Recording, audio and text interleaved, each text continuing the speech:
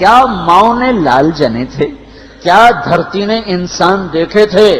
آج تک دنیا ایسا بادشاہ نہ دکھا سکی جو 22 لاکھ مربع میل پہ حکومت کر کے مسجد میں جھاڑو دے رہا ہو، جو 22 لاکھ مربع میل پر حکومت کر کے پانی کی مشق کندھے پہ اٹھا کے بیوہ عورتوں کے گھر میں گھڑوں میں پانی بھرنے جا رہا ہو۔ امیر المومنین کہاں جا رہے ہو؟ فلاں اماں کے گھڑے میں پانی بھرنے جا رہا ہوں، فلاں کے گھر میں پانی بھرنے جا رہا ہوں۔ 22 لاکھ مربع میل پہ حکومت کر کے دھرتی نے ایسا بادشاہ نہیں دیکھا جو اونٹ چراتا پھر رہا ہو، اور جو بیت المال کا اونٹ گم ہوا، چولے کو باندھا اور دوڑ لگائی، آگے احنف بن قیس ملے، ارے کہاں جا رہے ہو امیر المومنین؟ کہ تو بھی آجا، بیت المال کا اونٹ گم ہو گیا ہے، مل کے تلاش کریں۔ پتہ نہیں کتنے مسلمانوں کا اس میں حصہ ہے۔ دھرتی ایسا بادشاہ نہ دکھا سکے گی، نہ دکھا سکے گی، کوئی ایسا آیا ہی نہیں ہے کہ جو اتنی بڑی سلطنت کا مالک ہو اور کیکر کے درخت کے نیچے بغیر پہروں کے سو رہا ہو۔ یہ ہمارے چھوٹے چھوٹے حکمران، ووٹوں کے ذریعے سے کرسیوں پر بیٹھنے والے، ان بے وقوفوں کے آگے بھی پہرے، پیچھے بھی پہرے، دائیں بھی پہرے، بائیں بھی پہرے، اوپر بھی پہرے، ان کی گاڑیاں بھی بلٹ پروف، یہ پھر بھی ڈرتے ڈرتے جا رہے کہ انہوں نے ظلم کیا، یہ اپنی ذات میں خوف زدہ ہو گئے۔ عمر نے اپنے نام کے ساتھ فاروق کا لقب آپ نے کہا عمر فرق بین الحق والباطل، عمر وہ عمر ہے جس نے حق اور باطل میں فرق کر کے دکھا دیا، اس لیے یہ فاروق ہے، اس نے حق اور باطل میں فرق کر کے دکھایا، یہ فاروق ہے۔ حسن بصری فرمایا کرتے تھے اپنی محفلوں کو عمر کے ذکر سے سجاؤ۔ حضرت عائشہ فرمایا کرتی تھیں عمر کے تذکرے کیا کرو کہ جب عمر کا تذکرہ ہوتا ہے تو عدل کا تذکرہ ہوتا ہے، جب عدل کا تذکرہ ہوتا ہے تو اللہ کا تذکرہ ہوتا ہے۔ کہ ہم عائشہ رضی اللہ تعالیٰ عنہا فرمایا کرتی تھیں اتنے بڑی سلطنت پر حکومت کرنے کے بعد اللہ کی راہ میں جانے والے مجاہدین کے گھر گیا کھڑا ہوا ہے، دروازے پہ دستک دے رہا ہے، بیٹی کوئی بازار سے سودا لینا ہو تو مجھے بتاؤ، تیرے گھر والا تو اللہ کی راہ میں ہے، میں تمہارے گھر کا سودا لے آؤں، کیا کیا چیز چاہیے؟ تم نے اپنے خامند کو خط لکھنا ہوگا، تم تو لکھنا نہیں جانتی، مجھے بتاؤ میں تیرے خامند کو تیری طرف سے خط لکھوں۔ اماں تیرا بیٹا اللہ کی راہ میں گیا ہوا ہے، مجھے بتا میں تیرے بیٹے کے نام تیری طرف سے خط لکھوں۔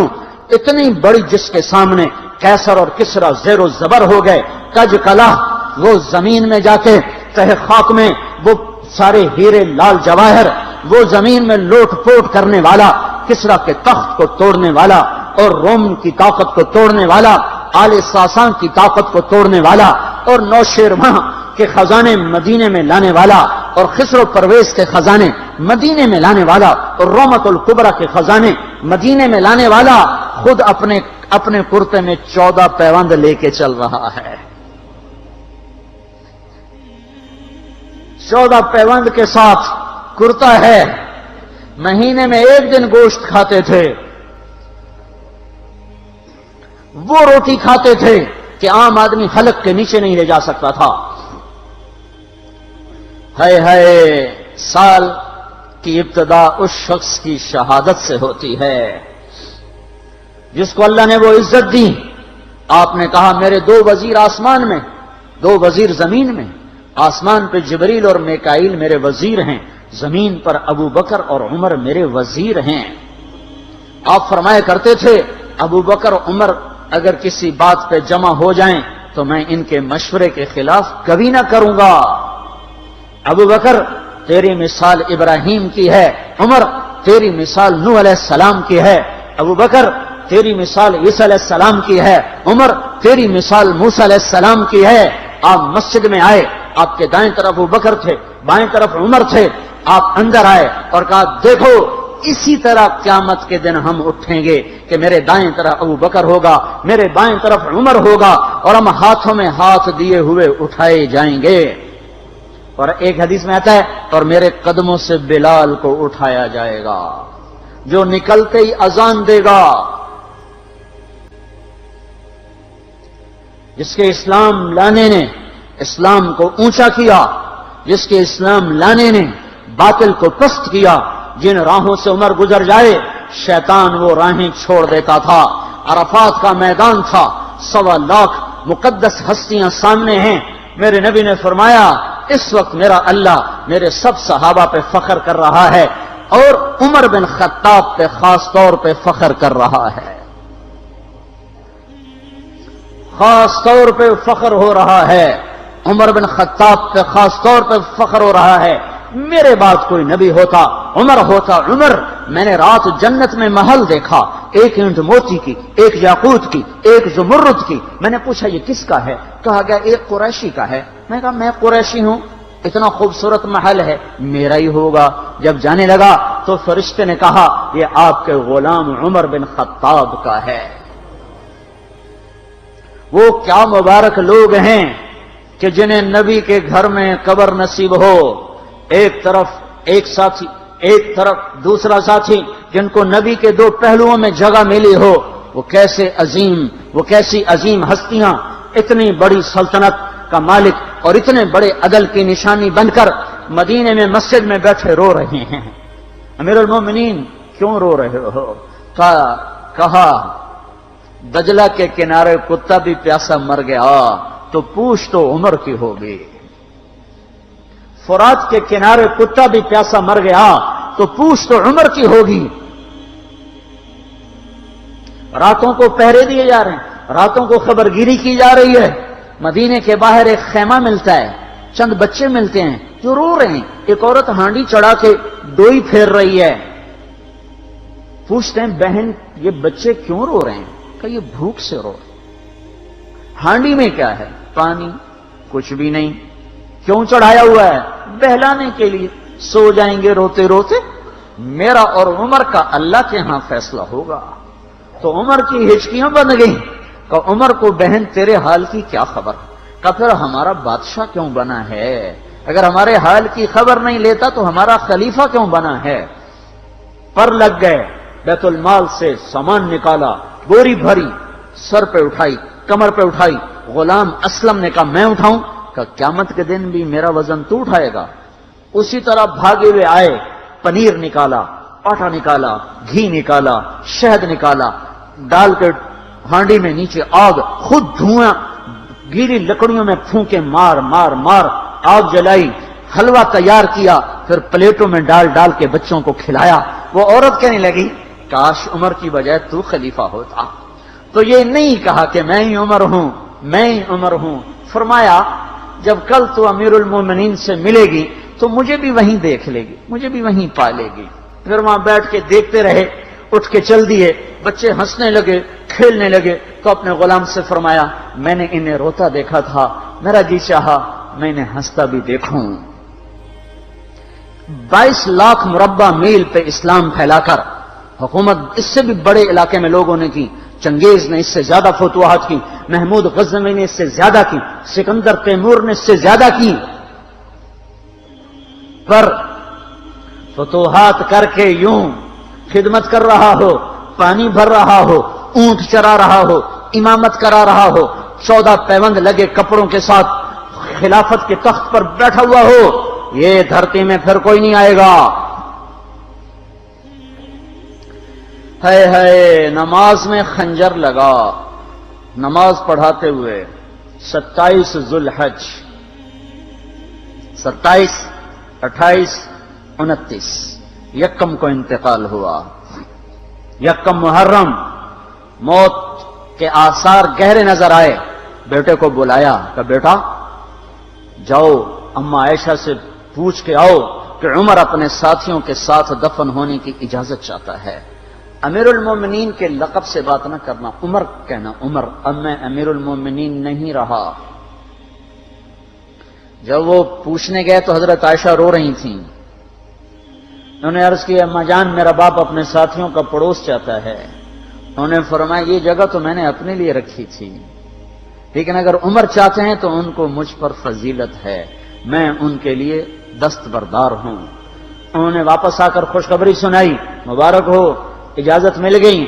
کہ نہیں شاید میرے شرم میں اجازت دی ہو، جب مر جاؤں تو مجھے دوبارہ دروازے کے سامنے رکھ کر پھر جا کے پوچھنا، اس وقت اجازت ملے تو پھر لے جانا، ورنہ مجھے بقیع کی طرف لوٹا دینا۔ اتنے میں حضرت علی آئے، پریشان دیکھا، عمر کیوں موت سے ڈر گئے؟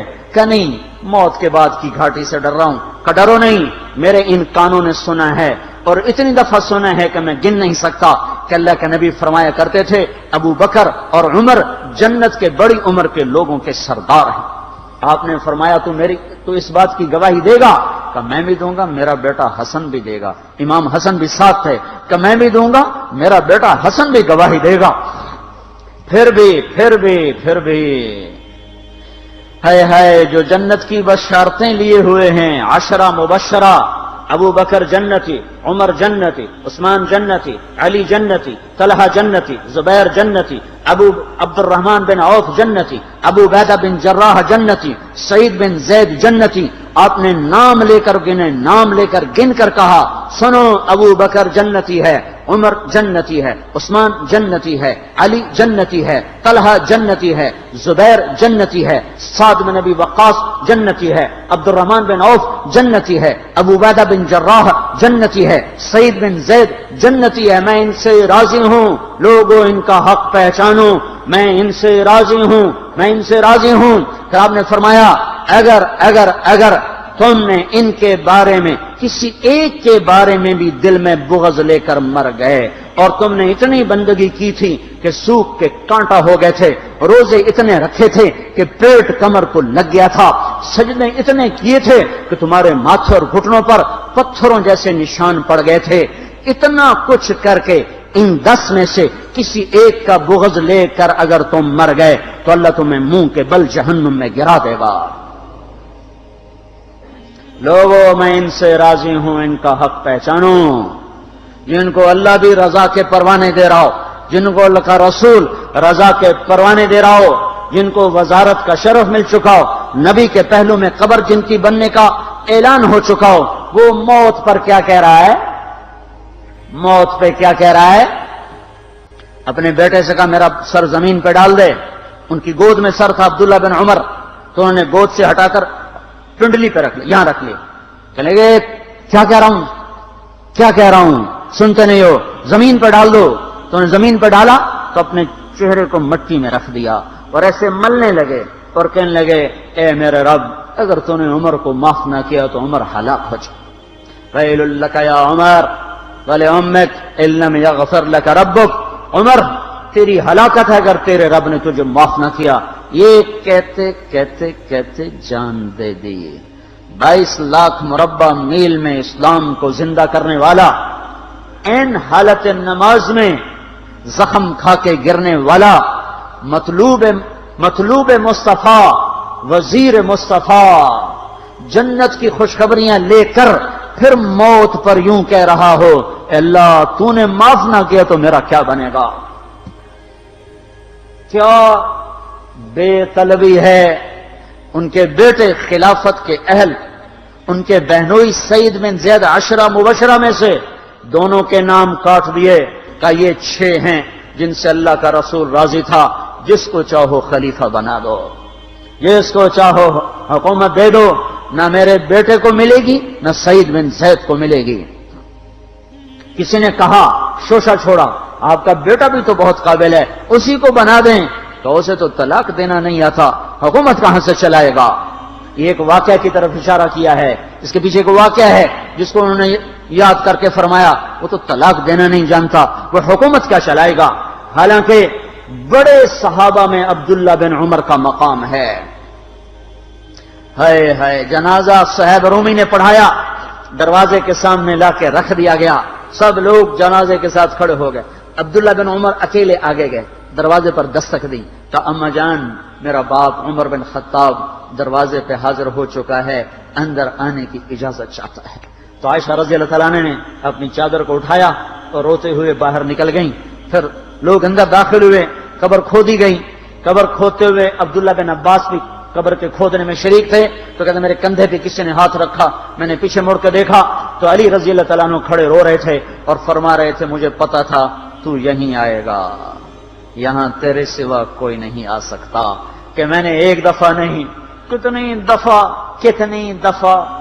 دفعہ میں نے اللہ کے نبی سے یہ بات کا تکرار سنا، میں ابو بکر اور عمر، اس کا اتنا تکرار سنا ہے میں نے کہ مجھے یقین تھا یہیں آئے گا، تو اور کہیں نہیں جا سکتا۔ میرے بھائیوں، غفلت سے باہر آ جائیں، یہ دھوکے کا گھر، یہ مچھر کا پر، یہ مکڑی کا جالا، یہ دنیا کہیں ہمیں ہلاک نہ کر دے۔ ان لوگوں کو سامنے رکھ کے زندگی گزارو جنہوں نے اللہ کو راضی کیا، اس کے رسول کو راضی کیا، کلمہ حق کو بلند کیا، خیر کے ذریعہ بنے، شر کے مٹانے والے بنے، اور دنیا میں مرنے کے بعد بھی ان کے تذکرے ہدایت کا سامان بنے، ان کے تذکرے روشنی کا مینار بنے۔ ان کے پیچھے چلو، مغرب کے اندھیروں کی طرف مت دوڑو، وہاں تو سورج بھی ڈوب جاتا ہے، مغرب میں تو سورج بھی ڈوب جاتا ہے، اور تمہیں پکار کے کہتا ہے مغرب کی طرف نہ آنا، ادھر اندھیرا ہے، میں یہاں گم ہو گیا، تم کون سا سراغ ڈھونڈنے آئے ہو؟